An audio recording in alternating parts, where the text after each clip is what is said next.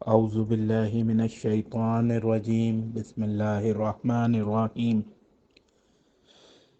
بکھرے ہوئے بال، غبار آلود چہرہ، نحیف و لاغر ایسا جسم کے دیکھنے والا انہیں کوئی حیثیت ہی نہ دے، لیکن اس قدر بہادر کہ ایک موقع پر انہوں نے تنہا مقابلہ کرتے ہوئے پورے 100 سے زائد مشرکین کو موت کے گھاٹ اتار دیا۔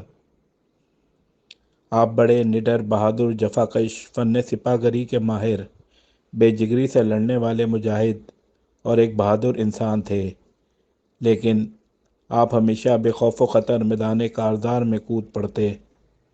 اس لیے فاروق اعظم رضی اللہ تعالیٰ عنہ نے اپنے تمام گورنروں کو یہ لکھ بھیجا تھا کہ براء بن مالک رضی اللہ عنہ کو کسی اسلامی لشکر کا سپہ سالار نہ بنانا، مبادا کہ کہیں جذبات میں اگر کوئی ایسا جارحانہ اقدام نہ کر بیٹھیں جس سے لشکر اسلام کو کوئی نقصان اٹھانا پڑے۔ حضرت براء بن مالک رضی اللہ تعالیٰ عنہ خادم رسول صلی اللہ علیہ وآلہ وسلم حضرت انس بن مالک رضی اللہ تعالیٰ عنہ کے بھائی تھے۔ داستان کا آغاز یوں ہوتا ہے کہ جب نبی اکرم صلی اللہ علیہ وآلہ وسلم کے وسائل ظاہری کا واقعہ پیش آیا تو کمزور ایمان والے لوگ دین سے منحرف ہونے شروع ہو گئے۔ مدینہ، طائف اور دیگر چند علاقوں کے وہی لوگ دار اسلام میں رہے جنہیں اللہ سبحانہ و تعالیٰ نے پختہ ایمان نصیب فرما دیا تھا۔ حضرت صدیق اکبر رضی اللہ تعالیٰ عنہ نے اس ہولناک فتنے کو دبانے کے لیے انتہائی عظمت اور بہادری کا ثبوت دیا۔ فتنہ انگیزی کرنے والوں کے سامنے پہاڑ بن کر کھڑے ہو گئے۔ آپ نے مہاجرین اور انصار کے 11 لشکر تیار کیے اور ہر لشکر کے لیے ایک پرچم تیار کیا اور تمام لشکروں کو جزیرہ عرب میں چاروں طرف اسلامی پرچم دے کر روانہ کر دیا تاکہ وہ مرتدین کو راہ راست بتلائیں۔ ہوا یہ کہ مسلمہ کذاب کی سرکوبی کے لیے حضرت صدیق اکبر رضی اللہ تعالیٰ عنہ نے حضرت خالد بن ولید رضی اللہ تعالیٰ عنہ کی قیادت میں لشکر روانہ کیا۔ یہ لشکر اسلام انصار و مہاجرین کے تجربہ کار مجاہدین پر مشتمل تھا۔ ان روشن چہروں میں حضرت براء بن مالک رضی اللہ تعالیٰ عنہ بھی تھے۔ علاقہ نجد کے ایک مرکزی مقام یمامہ میں ان دونوں لشکروں کا آمنا سامنا ہوا۔ تھوڑی ہی دیر میں مسلمہ کذاب اور اس کی فوج کا پلڑا بھاری ہو گیا۔ مسلمانوں کے قدم اکھڑ گئے۔ اس موقع پر مسلمانوں نے شدید خطرہ محسوس کیا۔ حضرت خالد بن ولید رضی اللہ تعالیٰ عنہ نے ہنگامی طور پر اپنے لشکر کو از قر نو منظم کیا، مہاجرین و انصار کی الگ الگ گروپ بندی کی۔ دونوں فریقوں کے درمیان ایسی تباہ کن اور ہولناک لڑائی شروع ہوئی جس کی مثال پہلی جنگوں میں نہیں ملتی۔ مسلمہ کذاب کی فوج میدان جنگ میں جم کر لڑی اور اسے اس کی بھی پرواہ نہ تھی کہ فوجیوں کی کثیر تعداد تہہ تیگ ہو رہی ہے۔ مسلمان فوج نے اس مقام پر بہادری کے ایسے ایسے جوہر دکھائے کہ اگر انہیں اکٹھا کر دیا جائے تو ایک دلچسپ داستان جہاد مرتب ہو جائے۔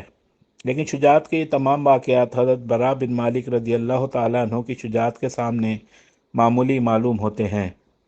حضرت خالد بن ولید نے جب دیکھا کہ لڑائی بڑی خطرناک صورتحال اختیار کر چکی ہے تو حضرت براء بن مالک انصاری رضی اللہ تعالیٰ عنہ کی طرف دیکھ کر ارشاد فرمایا، تم میں سے اب کوئی بھی مدینہ واپس جانے کی نہ سوچے، یوں سمجھو کہ آج سے تمہارے لیے مدینہ ختم، بس اب تمہارے لیے ایک اللہ اور جنت ہے۔ یہ کہہ کر نعرہ تکبیر کہتے ہوئے دشمن پر ٹوٹ پڑے۔ ان کی صفوں کو چیرتے ہوئے تلوار سے گردن اڑاتے ہوئے آگے ہی بڑھتے چلے گئے۔ ایسے زوردار انداز میں حملہ کیا کہ مسلمہ اور اس کی فوج کے قدم ڈگمگا گئے اور مجبور ہو کر دشمن فوج نے ایک باغیچے میں پناہ لی۔ یہ باغیچہ بعد میں تاریخ میں باغیچہ موت کے نام سے مشہور ہوا، کیونکہ اس باغیچے میں بے پناہ مشرکین کو موت کے گھاٹ اتار دیا گیا تھا۔ چونکہ دشمن نے باغ میں داخل ہو کر باغ کا دروازہ بند کر لیا تھا اور بظاہر ان سے مقابلے کی کوئی صورت نظر نہیں آ رہی تھی، اس موقع پر حضرت براء بن مالک بڑی تیزی اور احتیاط سے ایک ڈھال پر بیٹھ گئے اور ساتھیوں نے 10 نیزوں کے زور سے بڑے ہی ماہرانہ انداز میں اس ڈھال کو اچھال کر باغ کے اندر پھینک دیا۔ حضرت براء بن مالک رضی اللہ تعالیٰ عنہ ان دشمنوں پر بجلی بن کر گرے جو ہزاروں کی تعداد میں باغ میں پناہ لے چکے تھے۔ انہیں بے دریغ قتل کرتے ہوئے مرکزی دروازے تک پہنچنے میں کامیاب ہو گئے۔ اس مارکہ آرائی میں آپ کے جسم میں 80 سے زائد تیروں اور تلواروں کے زخم لگ چکے تھے۔ مسلمانوں نے دروازے سے داخل ہو کر مسلمہ کذاب کی فوج پر زوردار حملہ کر دیا۔ دیواروں کی اوٹ میں جو پناہ لیے بیٹھے تھے ان سب کو قتل کر دیا۔ تقریباً 20,000 افراد قتل کر کے مسلمہ کذاب تک پہنچنے میں کامیاب ہو گئے اور بالآخر اسے بھی واصل جہنم کر دیا۔ حضرت براء بن مالک رضی اللہ تعالیٰ عنہ کو اٹھا کر خیمے میں لایا گیا، ان کا علاج کیا جائے۔ حضرت خالد بن ولید رضی اللہ تعالیٰ عنہ بھی ان کے علاج معالجے کی خاطر وہیں ٹھہرے رہے۔ اللہ سبحانہ وتعالیٰ نے انہیں شفا کاملہ فرما دی اور لشکر اسلام کو ان کے ہاتھوں بفضل تعالیٰ فتح نصیب ہوئی۔ حضرت براء بن مالک رضی اللہ تعالیٰ عنہ ہمیشہ شہادت کا شوق اپنے دل میں بسائے رکھتے۔ باغیچہ موت میں بھی ان کو شہادت نصیب نہ ہوئی، وہ یکے بعد دیگر جنگوں میں شریک ہوتے رہے تاکہ شہادت کا شرف حاصل کر سکیں، جو ان کی سب سے بڑی دلی تمنا تھی۔ یہاں تک کہ سرزمین فارس میں جنگ تستر لڑی گئی۔ اس مارکہ آرائی میں حضرت براء بن مالک انصاری رضی اللہ تعالیٰ عنہ نے اللہ سبحانہ وتعالیٰ سے شہادت کی التجا کی۔ اللہ تعالیٰ نے آپ کی دعا قبول کر لی اور آپ دیدار الہی کا شوق دل میں لیے جام شہادت نوش کر گئے۔ المصدر حیات الصحابہ شمشیر بے نیام۔